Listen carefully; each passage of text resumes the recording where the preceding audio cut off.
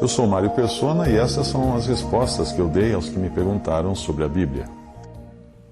Você leu a resposta que eu dei a uma outra pessoa com o título Como Expulsar Demônios e também qual a maneira correta de tratar Satanás, e apesar de gostar do texto, não concordou com tudo, dizendo que esses anjos não são mais anjos, porém demônios caídos. Todavia, não é o que nós encontramos na palavra de Deus. O fato de serem caídos não muda sua natureza angelical.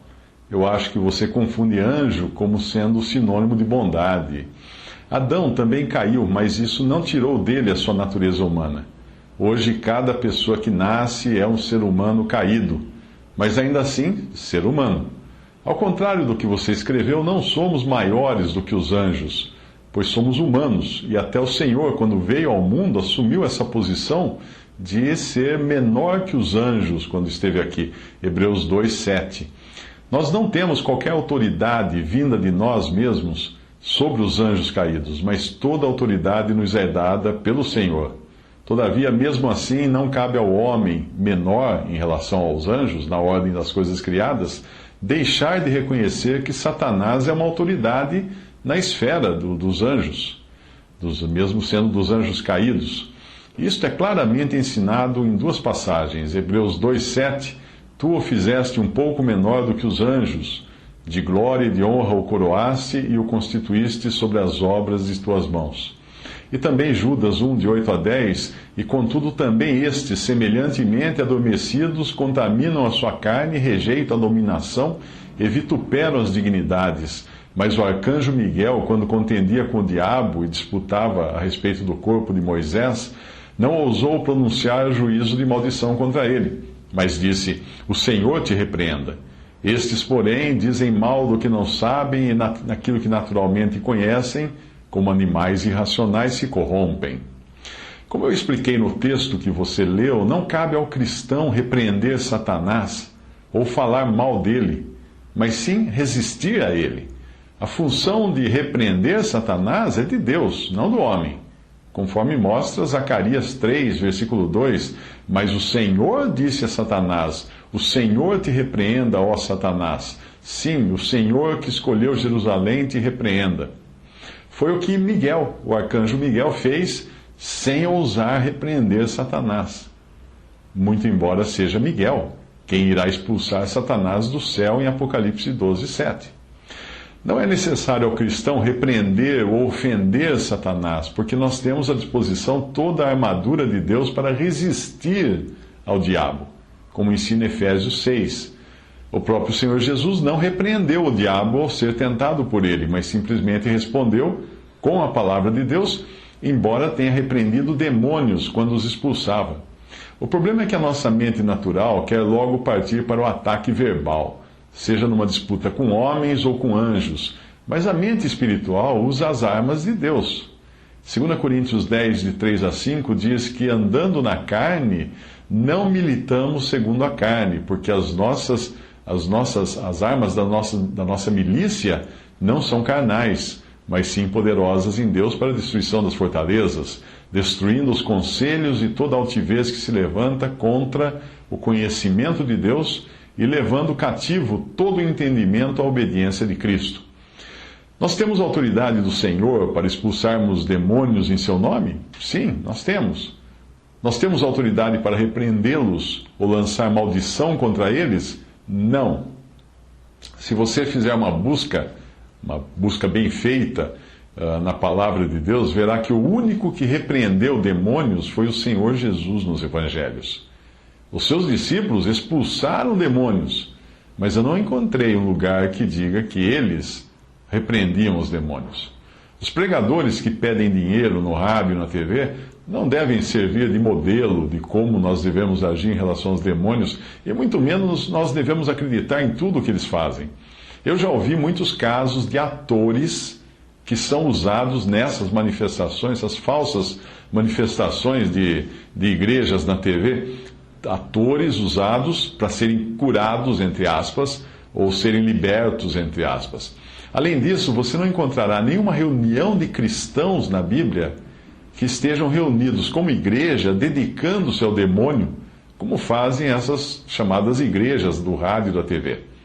Embora você encontre nos evangelhos o Senhor e seus discípulos, esses também em Atos, expulsando demônios, não há nada na doutrina dos apóstolos que nos ensine como fazê-lo.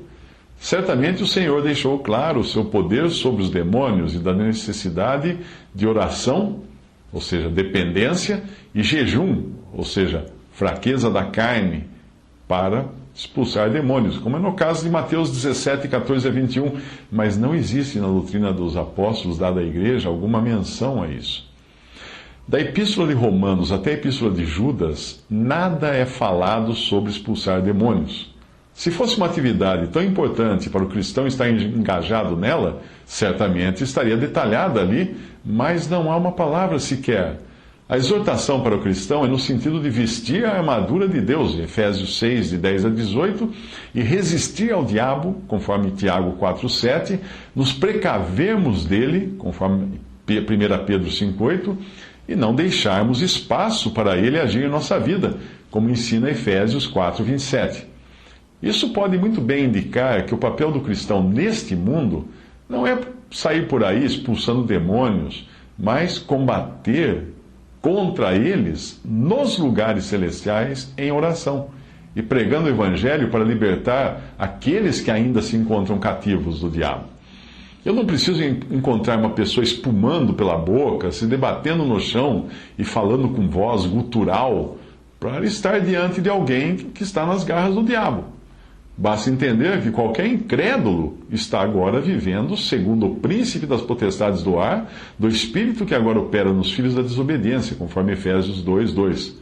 Como cada um de nós que cremos em Cristo também estávamos antes de Deus nos tirar da potestade ou do poder das trevas e nos transportar para o reino do Filho do seu amor, como ensina Colossenses 1,13. Eu me lembro do que me contou um irmão em Cristo que eu conhecia, e ele disse que, volta e meia, o seu irmão biológico ficava possesso, se debatendo, espumando pela boca, dizendo maldições, e dava um trabalho danado expulsar o demônio maligno que o assolava. Isso acontecia com frequência. Um dia, a mãe desse irmão em Cristo veio chamá-lo dizendo: o seu irmão está lá no quarto possesso e o demônio está chamando você para ir lá expulsá-lo. Na mesma hora, ele percebeu que tudo que aquele espírito maligno, certamente era um espírito maligno, mas tudo que ele queria era atenção e fazer com que ele perdesse tempo ocupado com o mal. Ao invés de ir lá, o rapaz simplesmente se ajoelhou, esse irmão se ajoelhou no quarto dele, orou onde estava, pedindo pela salvação do seu irmão biológico.